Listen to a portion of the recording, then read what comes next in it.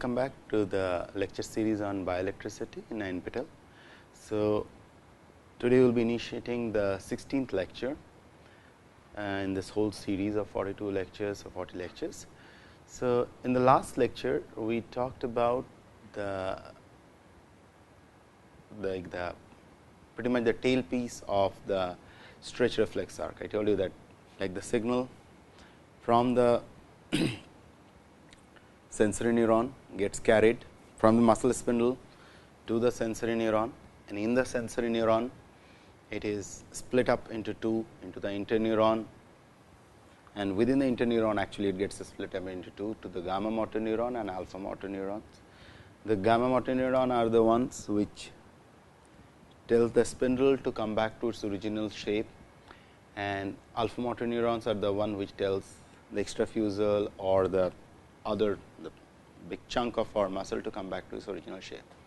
So, in the last lecture where I ended was this: there are some central problems which kind of frustrated the scientist fairly early during say 1940s, 50s with the action potentials which are being known. The logic was very straightforward. Logic is something as muscle is a three-dimensional structure. So, think of a structure. Let me draw it. Okay, let's formally welcome you on the lecture 16th. And so, say for example, so imagine this is the muscle. Okay, these are the muscle layers which consist of a lot of myotubes and all those things, myofibers and all. Okay. Okay. Now, the neurons which are coming through, they are coming like this. So, these are the motor terminals or the neuromuscular junction. Okay.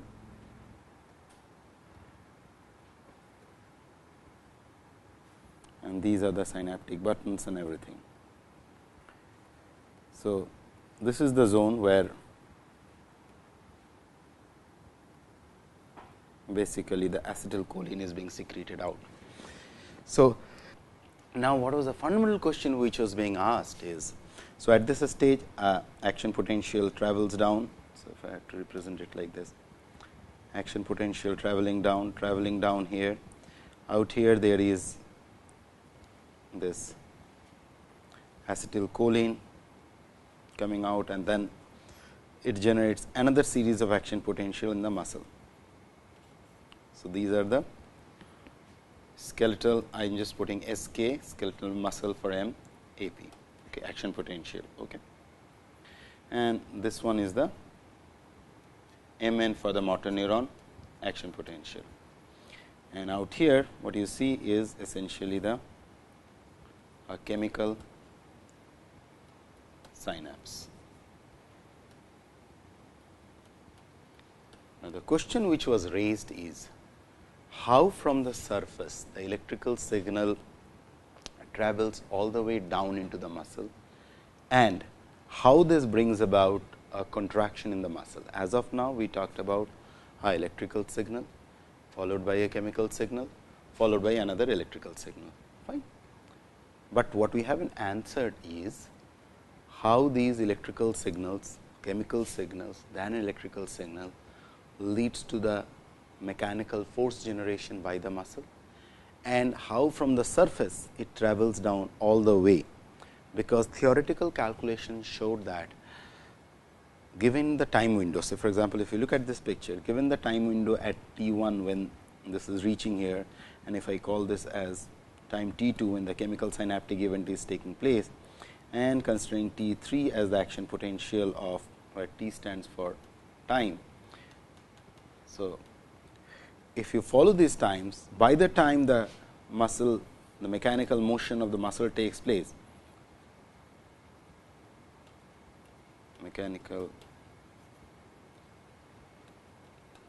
motion of the muscle. Okay. By the time the mechanical motion of the muscle is taking place, it is being calculated that if this impulse from here to reach all the way down, it will take more time by the theoretical calculation. Then how this event is happening so fast, so subtle in a very nice way.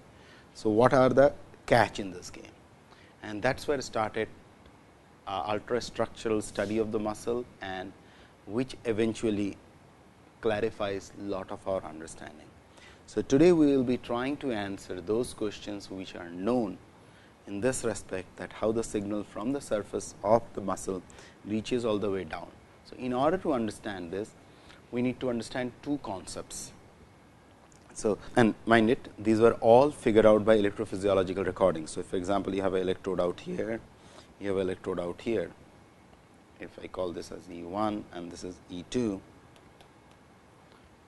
So, the stimulus which is generated here will lead to an electrical signal on the electrode 2, and that made us all the theoretical calculation to figure out that there must be something else. What is that something else? In order to understand that something else, we have to go into the ultrastructure or the real fine structural details of the muscle. So, coming back, so we will be talking about now the structural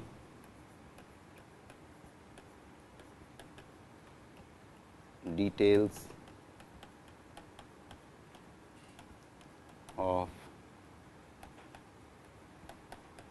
skeletal muscle.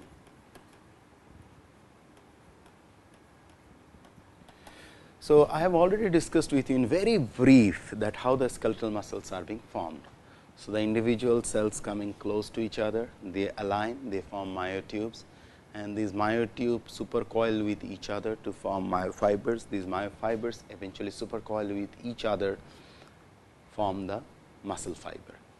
So, what we will be talking about the ultrastructure of an individual myotube.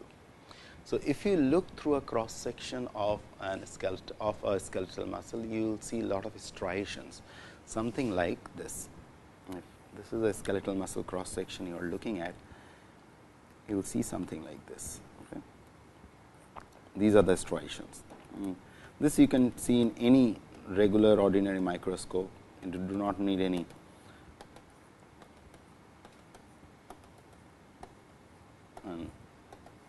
something like this, and of course, the nuclei are sitting in between out here. You will see striation. This is a classic striated skeletal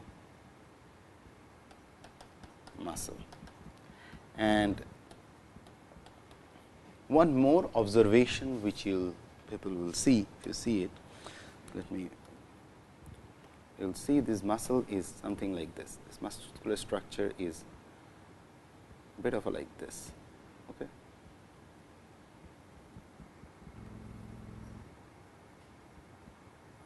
Gorge like structures. Okay. And of course, on that you have the striations all over the place.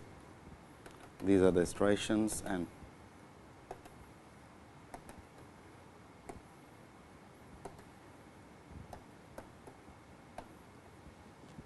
here you have the nuclei sitting. This is how the structure overall looks like. So, now we will get into the molecular details of this structure. So, when the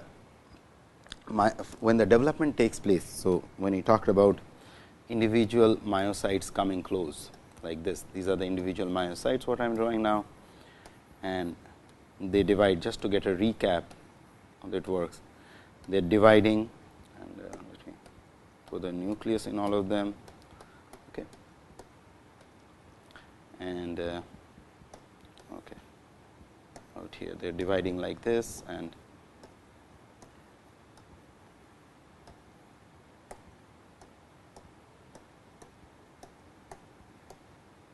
okay. So, then these ones align to form the what we have already discussed are the myotubes. Fine. Now, when this myotube formation is taking place, what is reorienting is that what I haven't talked to you people is this. There are two sets of proteins which are present on them. and I am putting the two proteins in two different color. I am picking up one as very thin filaments like this.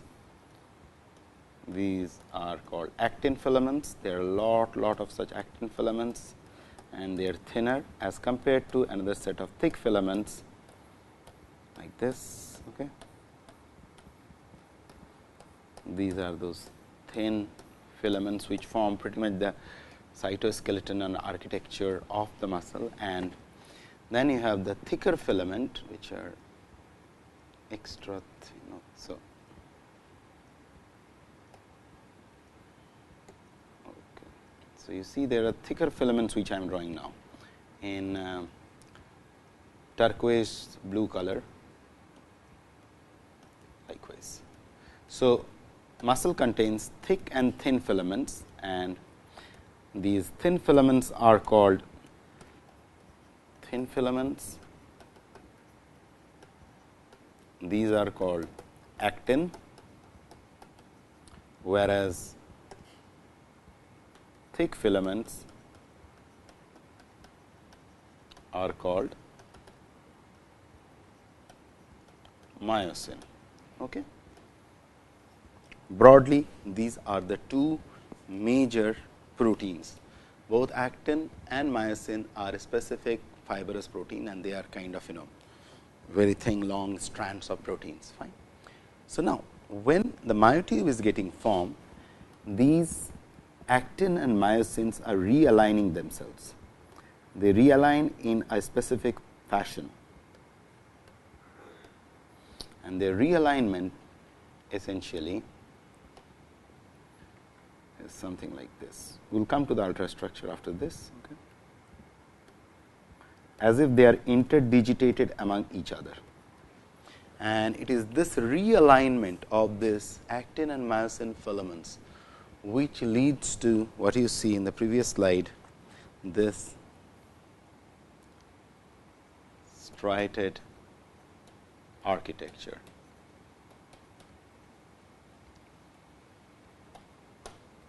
Now, coming back, it is the variation of the myosin which pretty much decides what kind of muscle it will be, whether it will be a skeletal muscle, whether it will be a cardiac muscle, whether it will be a smooth muscle, or it will be a muscle spindle or something. So, these myosin has a lot of subtypes: myosin heavy chain, myosin light chain, myosin extra light chain likewise, and they all vary in their molecular weight of the proteins what are making these myosin chains. So, myosin chains are one of the rate limiting factor in describing the phenotype or the muscle type in our body. Okay. With this background, now what we will do, we will go into this picture and we will have a microscopic view of this, how really this looks like, what is the exact pattern. So, there is a pattern. So, pattern, now we are going to talk about the pattern. So, we have already decided the color code. Okay. So, since we have decided the color code, so these are arranged. If you under the microscope it was observed, the thin filaments and the thick filaments are arranged in a very interesting way. They are arranged something like this, and I am following the same color code what I have followed just okay.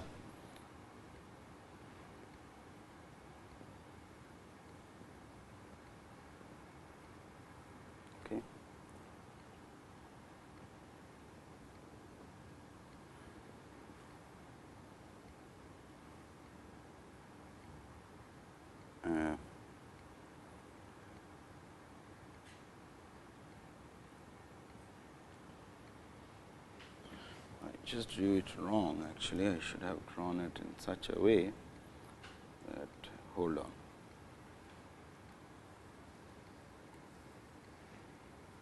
Give me 1 minute, let me finish this drawing and then I will get back to you people. Okay.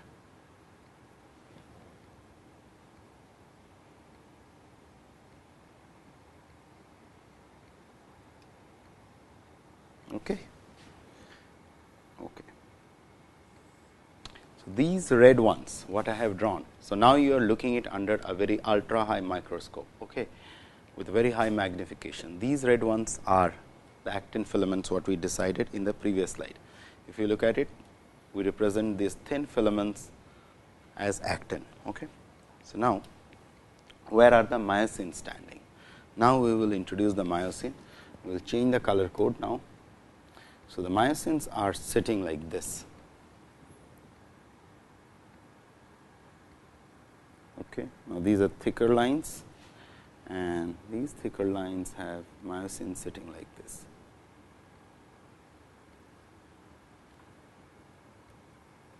Okay. And mind it, this is exactly the same thing what I was trying to draw out here. So, this is this arrangement what I am drawing now, if you look at very carefully. Okay. These myosins have something like this, as if there is something edging out like this from their surface. Okay. And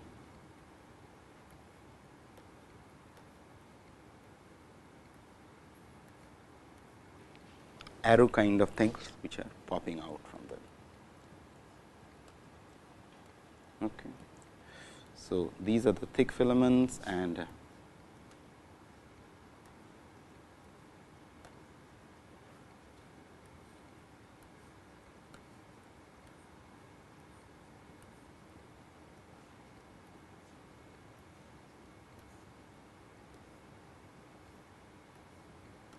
okay.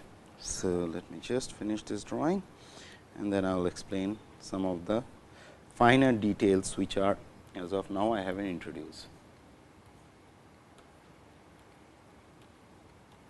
Okay. So, this is the initial structure. This is the smallest unit of something called sarcomere, and I am coming to that now. Okay. Now, I will try to introduce the specific terminology where they are. So, overall if you look at this picture carefully, you will see there are zones where both the proteins actin and myosin has overlapped, fine. Yet there are zones where they are not overlapping. There are zones where there is only myosin, and there are zones where it is only actin. Okay. You could see that. I mean, if you look at this picture, coming back to the slide. So, if you look at this part out here where I am circling, this is only myosin. This is the zone where there is only actin. This is the zone which is the overlap zone of actin and myosin, fine.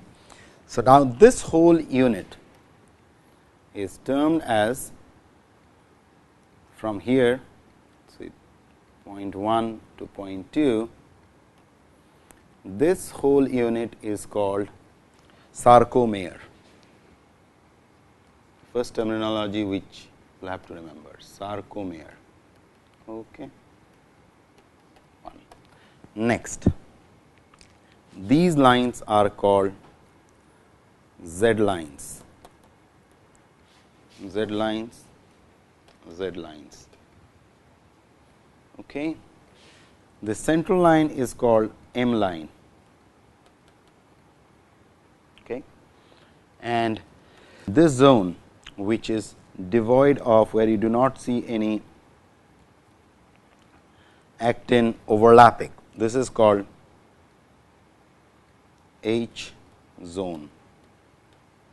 Okay. So, we have introduced Z lines, M lines, H zone. Okay. And if you look at it carefully, there is one more introduction I will do, that is, out here there are certain connecting structure like this, and there is a name for these specific proteins which are kind of, you can call them like a spring kind of connectivity.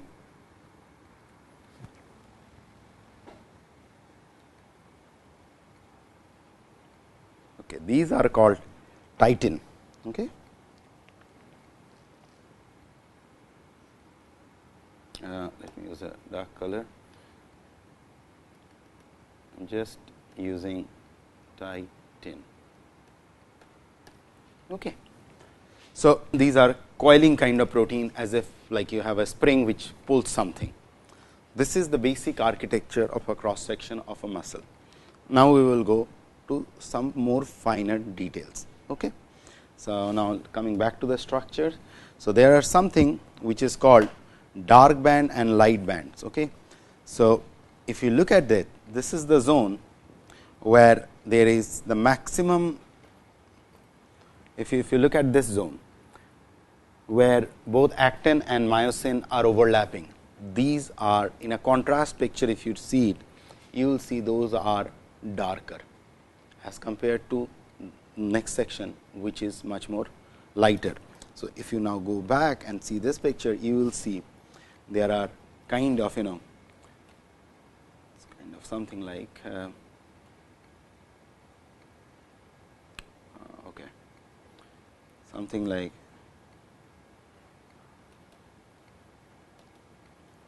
you will see dark and light bands, and those dark and light bands something like this. Okay. So, if you look at the dark and light bands, now you can understand from where those light and dark bands are arising. They are arising because at points there are two proteins which are overlapping with each other, at points there are only single protein which is. So, when the light falls where you have two proteins overlapping over one another, they show a darker contrast as compared to the zone where there is a single protein light is passing through. Okay. So, that is why you see light and dark band. Now, coming back to the further molecular details of these actin filaments, how they really look like. So, now we will be talking about the ultrastructure of this actin filaments.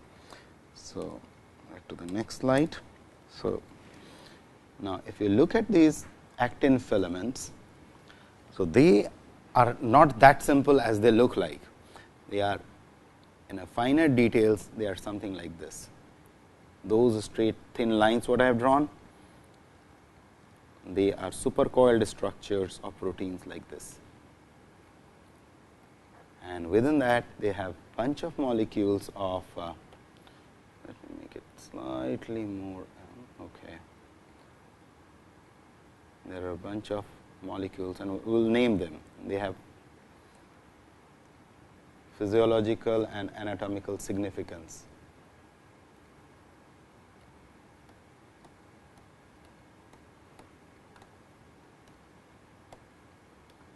Okay. Okay. So, they have something called active site. What are those?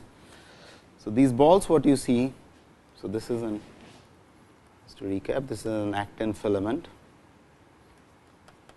or the thin filament.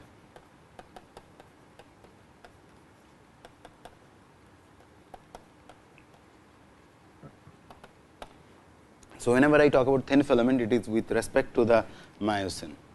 There is something, there are protein called tropomyosin, and there are specific proteins which are embedded out here like this, which are called troponin.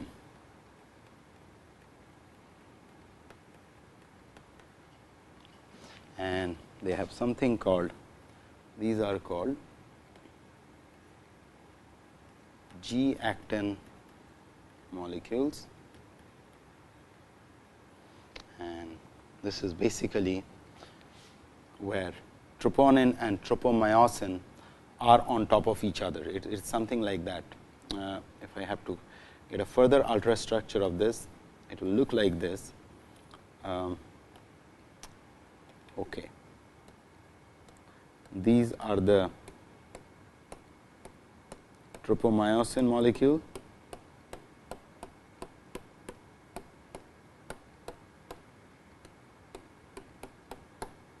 okay, and troponin molecules are on top of this like this, on all of them.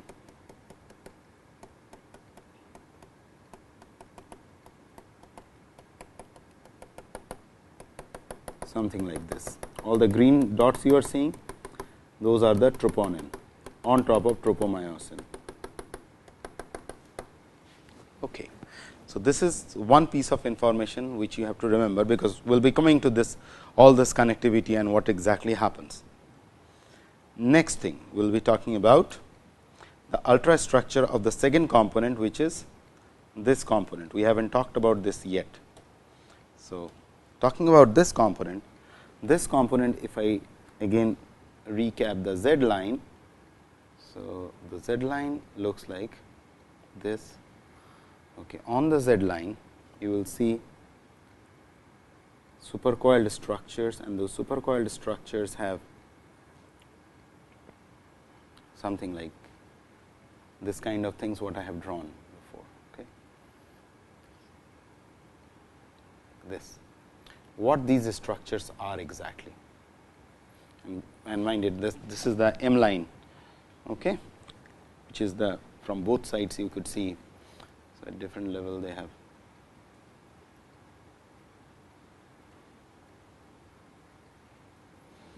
so these are basically called, if I make it in further details,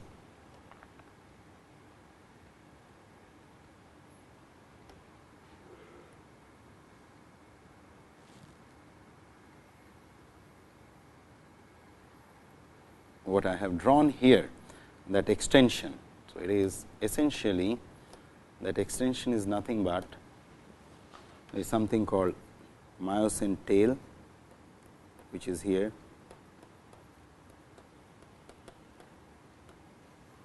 which is here also, and you have something called a hinge kind of situation here, on which something can move like this, something can come back to its original position, and this is called myosin head.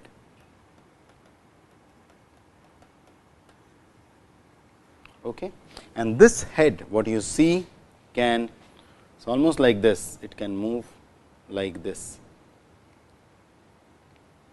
So, essentially this head can take a situation like this also.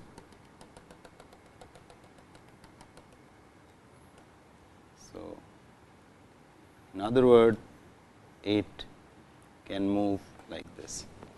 So, now going back, recapping what we have talked about as of now, if you see this picture. So, essentially what is happening, this head can move in both directions, it can move like this, it can move like this, but if it moves like this, something else will happen, we will be coming to that. Okay. But this is where we are getting into the sliding filament theory. Now, we are entering into the little trickier parts of the game. There is something called sliding filament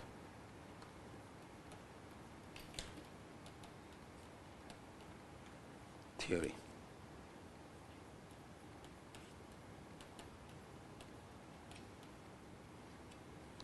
So, before I get into the sliding filament theory, what I will do is I will kind of take you back here to give you some idea before I really explain this theory in details. So, what essentially is happening is this: on the rails of these actin and myosin, okay, imagine something like if this is an actin on the top, and this hand is actin, and underneath you have the myosin like this. So, myosin can move its head like this. So, when it moves its head like this, they slide on top of each other, and the sliding motion as if there is a small ball like structure, which is the myosin head, something like this. Muscle contraction is nothing but the sliding motion of two proteins which are parallel to each other, but one of them has a small ball like structure, which we call them technically as myosin head, which is moving like this, something like this motion. Okay, this is my myosin, on which I am waving my hand, this thing. how that is being done, where we get the energy, what regulates it, and that is where lies introducing the fact, or what was as of now accepted is called sliding filament theory. Sliding because they are sliding on each other, and it is the filamentous proteins. These are filament, actin, myosin, the one I am waving now. So, the filaments are sliding over one another, and that is where it got its name, sliding filament theory. So, now we will be talking about the sliding filament theory that will give you an idea how the muscle exactly contracts. Okay? And then we have to talk about the tail piece, that how that electrical signal actually leads to this contraction process. So, we are first of all we are into the ultrastructure. Just to give you a recap what all we have finished. So, we talked about the problem, we defined the problem, that how the electrical signal reaches here. Then we talked about the ultrastructure in overall ultrastructure, and from there we talked about the light and dark bands. Okay. And then we talked about how these filaments are getting arranged, and then I have given you the overall cytoarchitecture of the muscle, where you have showing the sarcomere out here. You see the sarcomere out here. You have the M lines, which are the myosin, actually the myosin which is vertical out there. You have the H zones, you have the Z lines, and we talked about the titin protein, because this structure is very important, and the single unit from one Z line to the other next Z line is called the sarcomere. These functional unit and understanding is very essential. And then we talked about the presence of some specific protein within this filamentous structure of actin, which is tropomyosin and troponin. Okay. And then we talked about the presence of myosin and myosin head, which is a moving head. Okay. Up to this we have talked about, and then at this point I introduced you to the sliding filament theory, what really sliding filament is all about. Okay. So, at this stage what I will do, I will close in here, we will start from the sliding filament in the next class, and then we will move on to the where the electrical signal actually influences this sliding motion. Before I do so, what I wish you people, please go online on a Google, just give a search about the ultrastructure of a skeletal muscle, give any search. What you will essentially see is, there are much better pictures which I cannot really draw on a slide like this. You will see much beautiful picture of this whole structure, very nice way, and I expect you people really to go through that, because that will help you to appreciate this structure in finer detail. Once I will be entering into the sliding filament theory, this will be a big help if you take the time and go through it very carefully. Okay. So, I will close in here, we will come back on sliding filament and about the sarcoplasmic reticulum and the function of the sarcomere, and that is what will be our closing in the first simple circuit of the brain, which has been discovered by different bioelectrical phenomena, by different microscopic phenomena, and likewise. Okay.